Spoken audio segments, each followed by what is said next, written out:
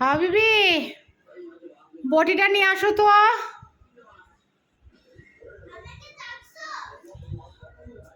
তোমাকে ডাকিনি, হাওয়াকে ডাকছি। বলছি বটিটা দাও, আমি বারান্দা বসে মাছ কাটে ফেলাই।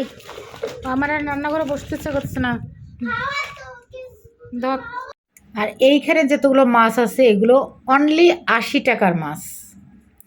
এই দুটা মাছ পাঙ্গাস মাছের বাচ্চা, এখানে ট্যাংরা মাছের মতো করে আপনি যে কোনো সময় খেতে পারবেন। এই দুটো মাছ রাখছে আমার কাছে 15 টাকা।